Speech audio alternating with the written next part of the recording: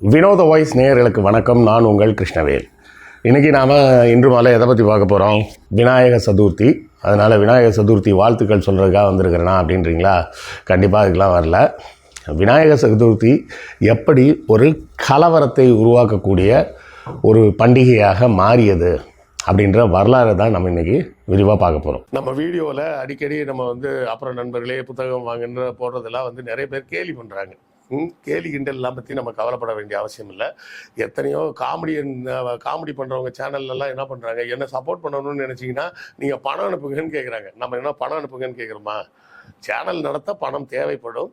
அப்படி தேவைப்படக்கூடிய பணத்தை நீங்கள் புத்தகம் வாங்கினால் உங்களுக்கு புத்தகங்கள் வாங்கிய அந்த புத்தகங்களாகிய அறிவாயுதம் உங்கள் கைக்கு கிடைக்கும். அதன் மூலமாக எங்களுக்கு கிடைக்கக்கூடிய பணத்தை வைத்து நாங்கள் இந்த சேனலை நடத்த முடியும் அப்படின்னு தான் நம்ம சொல்கிறோம். ஸோ புத்தகம் வாங்குங்க அப்படின்னு நான் கேட்பதில் நான் கூச்சப்படவில்லை. அதை பார்ப்பதற்கு நீங்களும் சலிப்படைய வேண்டிய அவசியம் இல்லை.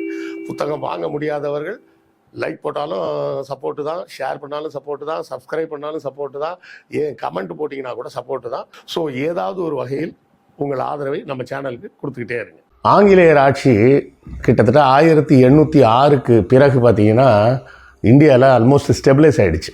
அதுக்கு முன்னாடி தான் நிறைய இடங்களில் அடிதடி தகராறுகள்னு ஓடிக்கிட்டே இருந்தது. அதாவது அவங்க வந்தவுடனே இங்கே பிடிச்சிட்டாங்க அப்படின்லாம் சொல்ல முடியாது. இந்த நாடு பிடிக்கும் ஆசைன்றதே அவங்களுக்கு 1750 வரை கிடையாது. அதுக்கு முன்னாடிலாம் வெறும் வியாபாரம் தான் பண்ணிகிட்ருக்காங்க. 1620 வந்துட்டாங்க. அப்போ 1620 தொடங்கி கிட்டத்தட்ட ஒரு 130 ஆண்டுகள் பேசாமல் வந்தோமா, வியாபாரம் பண்ணோமா, ஏதாவது லாபம் பார்க்க முடியுதான்னு பார்த்துட்டு தான் இருந்தாங்க. அதன் பிறகு இந்த பிளாசி போருக்கு பிறகு தான் இந்த நாடு பிடிக்கும் யோசனையே வருது.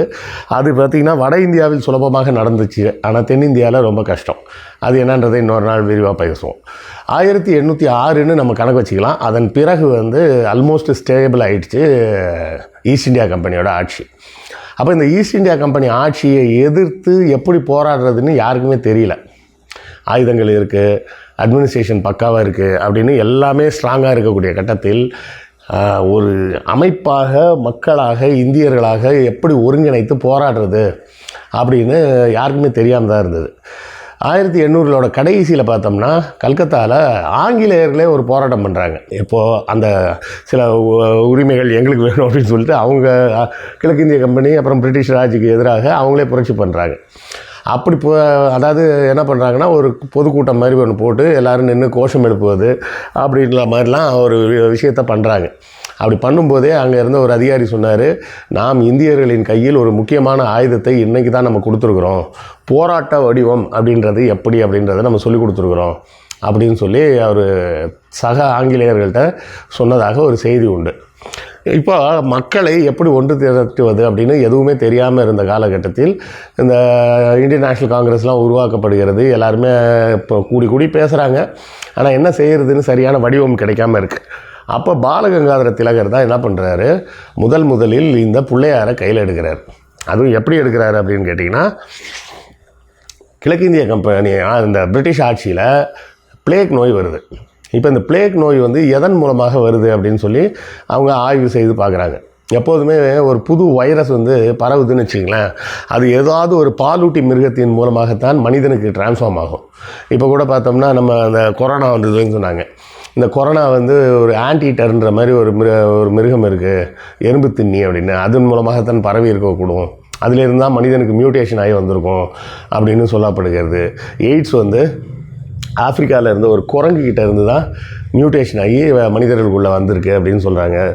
இப்படி ஒவ்வொன்றுக்கும் ஒன்று சொல்கிறாங்க பார்த்திங்களா. அது மாதிரி இந்த பிளேக் நோய் எப்படி வந்திருக்கு அப்படின்னா, எலியின் மூலமாக மியூட்டேஷன் ஆகி பரவுது அப்படின்றத கண்டுபிடிக்கிறாங்க. அப்போ இந்தியா அளவில் எல்லா பக்கமும் எலிகளை ஒழிக்கும் ஒரு வேலையை தொடங்குறாங்க. எலிகளை ஒழிச்சிட்டோம்னா இந்த பிளேக் நோய் கட்டுப்பாட்டுக்குள்ளே வந்துடும் அப்படின்னு. இப்போது பாலகங்காதர திலகர் அதை தான் கையில் எடுக்கிறார். எப்படி எடுக்கிறாருன்னா, எலி மூஷிக வாகனம், அது பிள்ளையாரோடது. அப்போ இது பிள்ளையாரை அவமானப்படுத்தும் செயல், எங்களுக்கு மனசு புண்படுது அப்படின்னு முதல்ல இந்த மனசு புண்படுற மேட்ரு அங்கே தான் ஆரம்பிக்குது. இப்படி மனசு புண்படுது அப்படின்னு சொல்லி ஆரம்பித்து பாம்பே பகுதியில் இந்த விநாயகர் சதுர்த்தி ஊர்வலங்கள் இந்த மாதிரி பெரிய பொது இடங்களில் வச்சு அந்த விநாயகர் சதுர்த்தியை கொண்டாடுறது அப்படின்ற பழக்கத்தை அவர் தான் தொடங்கி வைக்கிறாரு. அதன் பிறகு கொஞ்சம் கொஞ்சமாக வன்முறையாளர்கள் மற்றும் சமூக விரோதிகள் எல்லாருமே அதுக்குள்ளே வர ஆரம்பிச்சிடுறாங்க. ஏன்னா இந்த மாதிரி ஒரு பெரிய விழா நடத்தணும்னு வச்சுக்கோங்க, அந்த விழா வந்து ஏதாவது ஒரு அமைப்பு ரீதியாக நடத்தினா தான் அது நடத்த முடியும். செலவுகள் இருக்குது. இப்போ நம்ம பார்த்துருக்கோம், திருச்செந்தூரில் பார்த்திங்கன்னா வருஷம் இந்த சூரசம்ஹாரம் நடக்கும், மதுரையில் மீனாட்சி திருக்கல்யாணம் நடக்கும், திருநெல்வேலி போன்ற நகரங்கள்லாம் இந்த தேர் ஓட்டுறது அப்படின்றது நடக்கும், திருவாரூரில் தேர், இப்படி திருவண்ணாமலையில் திருவூடல் அப்படின்னு சொல்லிட்டு ஒரு பண்டிகை நடக்கும். இதெல்லாம் அந்த கோயிலின் செலவில் நடத்தப்படும். அப்போ ஒரு பொது நிகழ்ச்சியாக மொத்தமாக எல்லாரையும் சேர்த்து நடத்துறதுன்றதுக்கு பண உதவி வேணுன்றப்ப தான் சமூக விரோதி கும்பல்லாம் உள்ளே வந்து அவங்க ஃபண்டிங் பண்ண ஆரம்பிக்கிறாங்க. ஏன்னா அவர்களுக்குன்னு வேறு எந்த மேடையிலையும் யாரும் கூப்பிட மாட்டாங்க. அப்போ இந்த மாதிரி பண்டிகைகளுக்கு நான் பணம் தரேன், அப்போ என்னை சீஃப் கெஸ்ட்டாக போடுங்க அப்படின்ற மாதிரிலாம் போடும்போது இது ஒரு வார பண்டிகை, அதில் வந்து ஒரு நாள் சிறப்பாக அவர் வந்து பேசிட்டு போனார் அப்படின்ற மாதிரி விஷயங்கள்லாம் நடத்தி, இதெல்லாம் நம்ம இதில் பாஷா படத்தில் கூட பார்த்துருப்பீங்க, இல்லை இந்த நாயகன் படத்தில் கூட பார்த்துருப்பீங்க. இதெல்லாம் அந்த காட்சிகள்லாம் அந்த படங்களில் வந்திருக்கும். ஸோ அதுபோலத்தான் இந்த பண்டிகைகள் கொண்டாட தொடங்குகிறார்கள். அது எப்போது மாறுது வன்முறையாக அப்படின்னா, ஒரு கட்டத்துக்கு மேலே இந்த பண்டிகையில் இன்னும் கொஞ்சம் வெறி ஏற்றுவதற்கு வேறு வழியே தெரியாமல் என்ன பண்ணுறாங்க, இஸ்லாமிய வெறுப்புன்றதை உள்ள கொண்டு வராங்க. கொண்டு வந்து அதாவது விநாயகர் சதுர்த்தி ஊர்வலம் அப்படியே போகுதுன்னா எந்த பிரச்சனையும் கிடையாது, யாருக்கும் எந்த மறுப்பும் கிடையாது. அது வந்து பள்ளிவாசலில் இருக்கிற தெருவழியாக தான் நான் போவேன் அப்படின்னு ஆரம்பிக்கும் போது தான் பிரச்சனையே ஆரம்பிக்குது. இங்கே நம்ம சென்னையிலே உதாரணத்துக்கு எடுத்துக்கிட்டிங்கன்னா அண்ணா சாலை இருக்குது. அண்ணா சாலையில் நீங்கள் ஜெமினி பாலத்திலேருந்து இறங்கி வந்தீங்கன்னா, அண்ணா மேம்பாலம்னு சொல்கிறோம்ல, அங்கேருந்து மேலேருந்து இறங்கி வந்தோம்னா கொஞ்சம் தூரம் வந்த உடனே அந்த 1000 விளக்கு மசூதி இருக்கும். அந்த மசூதியை தாண்டி கொஞ்சம் தூரம் வந்த உடனே ஒரு வலதுகை பக்கம் ஒரு ரோடு போகும், அது ஒயிட்ஸ் ரோடுன்னு சொல்லுவாங்க. அந்த ரோடு நேராக பார்த்தீங்கன்னா போய் அப்போ வந்து அதுக்கு பேர் வந்து ராயப்பேட்டா மணிகுண்டுன்னு தான் பேர். இப்போ வந்து அதுக்கு பேர் எக்ஸ்பிரஸ் அவென்யூ ஜங்ஷன்னு மாறிடுச்சு. சரியா, எக்ஸ்பிரஸ் அவென்யூ அப்போ கிடையாது. அந்த மொத்த பகுதியுமே வந்து இந்தியன் எக்ஸ்பிரஸோட சொந்த இடமா இருந்தது. ஒரு பெரிய காம்பவுண்ட் வால் இருக்கும். அதை வந்து அண்ணா சாலையில் தொடங்கி ஒயிட்ஸ் ரோடு வர உள்ள பகுதியில் மொத்தத்தையும் வளைச்சி ஒரு பெரிய காம்பவுண்ட் சுவர் போட்டு ஆர்பிஜி என்டர்பிரைசஸோடது அப்படின்னு போட்டு ஆர்பி கோயங்கா அவரோட சொத்து, இந்தியன் எக்ஸ்பிரஸோட சொத்துன்னு இருந்தது. உள்ள குவார்ட்டர்ஸ் எல்லாமே இருந்தது ஒரு காலத்தில். அப்புறம் அதெல்லாம் தான் இடிச்சிட்டு தான் என்ன பண்ணுறாங்க, இந்த எக்ஸ்பிரஸ் அவென்யூன்றதை இப்போ கட்டியிருக்காங்க. அந்த ஜங்ஷனில் இருந்து பார்த்திங்கன்னா அது வந்து ஒரு 4 ரோடு ஜங்ஷன் மாதிரி இருக்கும். மணிக்கூண்டு இருக்கும், மணிக்கூண்டு தாண்டி எதிரில் ஒரு ரோடு போகும். லெஃப்ட்டில் போகிற ரோட்டில் போனீங்கன்னா மறுபடியும் அண்ணா சாலைக்கு வந்துடலாம். ரைட்டில் போகிற ரோடுக்கு போனீங்கன்னா ராதாகிருஷ்ணன் சாலை, கத்தீட்ரல் ரோடுக்கு போயிடும். அது அப்படியே நேராக போகும், ராயப்பேட்டெல்லாம் தாண்டி போகும்னு வச்சிங்களேன். இப்போ இந்த ஒயிட்ஸ் ரோட்லேருந்து ஸ்ட்ரெயிட்டாக ஒரு ரோடு போகுது பார்த்திங்களா, அந்த ரோடு பேர் வந்து பைக்ராப்ஸ் ரோடுன்னு பேர். அது பிடிச்சிங்கன்னா நேராக கொண்டு போய் பீச்சில் விட்ரும். அவ்வளோதான், நேராக பீச்சுக்கு போயிடலாம். இப்போ இந்த ஊர்வலங்களில் வரக்கூடிய இந்த நபர்கள் என்ன பண்ணுறதுன்னா, இந்த ஒயிட்ஸ் ரோடு வழியாக வந்தாலும் பைக்ராப்ஸ் ரோடு வழியாக போனாலும் அதன் பிறகு என்ன பண்ணுறது, நேராக போய் கடைசியாக அந்த ட்ரிப்ளிகேன் ஹை ரோட்டில் ஒரு ரைட்டு திரும்பி ராயப்பேட்டாக்குள்ளே போகும். அதுக்குள்ளே போய் மறுபடி பீச்சுக்கு வர்றது. இல்லைனா என்ன பண்ணுறதுன்னா, இந்த சர்ச்பா கான்வென்ட் இருக்குது பார்த்திங்களா, அது பக்கத்துலேயே ஒரு ரோடு போகும். அந்த ரோடு நேராக கொண்டு போய் பீச்சில் தான் விடும். ஆனால் ராயப்பேட்டாவோட திக் முஸ்லீம் பாப்புலேஷன் இருக்கக்கூடிய ஏரியா, அது வழியாக தான் நான் போவேன்னு அடம்பிடிக்கிறாங்க. அங்கே தான் சிக்கல் வருது. அதாவது நீங்கள் பார்த்துருப்பீங்க, பல ஊர்களில் வந்து பல திருவிழாக்கள் நடக்கும். அப்படி நடக்கும்போது இஸ்லாமியர்களே மோர் பந்தல், தண்ணீர் பந்தல்லாம் போட்டு வர்ற பக்தர்களுக்கு தண்ணீர், மோர் இதெல்லாம் கொடுக்குறதெல்லாம் நம்ம பார்க்குறோம். அந்த மாதிரி விழாவாக இது இருந்தால் பிரச்சனை இல்லை. இது எப்படி இருக்குன்னா, இது கலவரம் பண்ணுறதுக்காகவே நடத்தக்கூடிய விழாவாக இருக்குது. அதனால தான் நமக்கு எரிச்சலாக இருக்குது. இதை போயிட்டு என்ன பண்ண வேண்டியது, பன்னிக்கறியை கொண்டு போய் அங்கே இருக்க மசூதிக்குள்ளே தூக்கி போடுறது, அங்கே இருக்கிற முஸ்லீம் கடைகளை உடைக்கிறது. ஏன்னா அந்த தெரு பூராமே நிறைய இஸ்லாமியர்கள் வசிக்கக்கூடிய பகுதினா அந்த கடைகளும் இஸ்லாமியர்கள் கடையாக தான் இருக்கும்.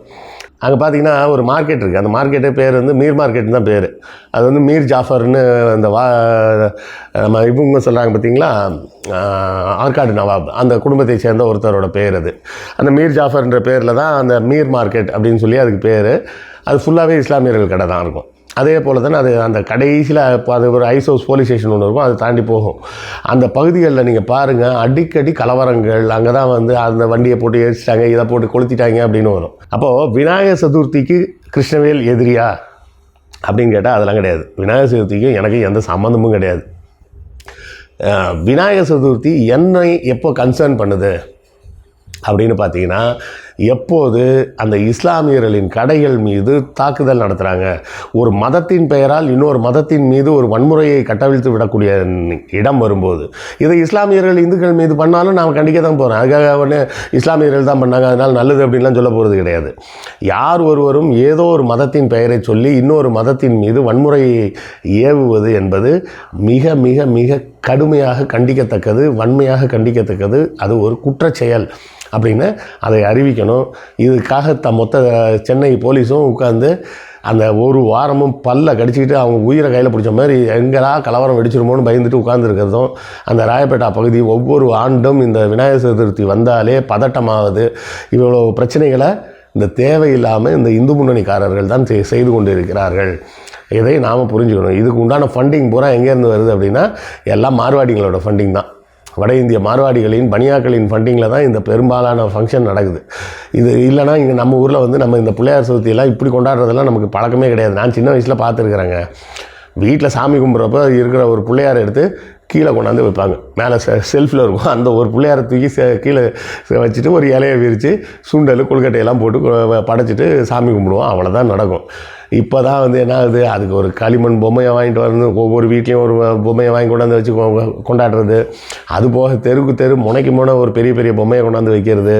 அதுக்கப்புறம் அங்கே ஒரு பாட்டை போட்டு கூத்தடிச்சிக்கிட்டு சாயங்காலம் ஆனால் ஏன்டா வெளியே போகிறோன்ற மாதிரி எரிச்சலை அடையக்கூடிய அளவுக்கு நகர் முழுவதும் இந்த விநாயகர் சதுர்த்தின்ற பேரில் கூத்தடிச்சுக்கிட்டு டிராஃபிக் ஜாம் ஆகிக்கிட்டு எல்லாம் பண்ணிக்கிட்டு இருப்பாங்க. இந்த ஒரு வாரம் இன்றைக்கி கிட்டத்தட்ட இன்றைக்கி புதன்கிழமை, வர ஞாயிற்றுக்கிழமை வர போட்டு டார்ச்சர் பண்ணுவாங்க. ஞாயிற்றுக்கிழமை பெரிய கூத்தாகும். ஸோ இது வந்து இதை தடை செய்கிறதுக்கு ஏதாவது ஒரு வழிமுறையை உருவாக்கணும். கோர்ட்லையாவது சொல்லியாது. ஏன்னா இது வந்து பொதுமக்களோட பண்டிகையெல்லாம் கிடையாது. பொதுமக்கள் வீட்டில் கொண்டாடுற பண்டிகை. இதை தெருவுக்கு கொண்டாட வேண்டிய அவசியம் இல்லைன்றது என்னுடைய கருத்து. இது குறித்த உங்கள் கருத்துக்கள் என்னன்றதை கமெண்ட்டில் சொல்லுங்கள், நானும் தெரிஞ்சுக்கிறேன். அடுத்த காணொளியில் சந்திப்போம். நன்றி, வணக்கம்.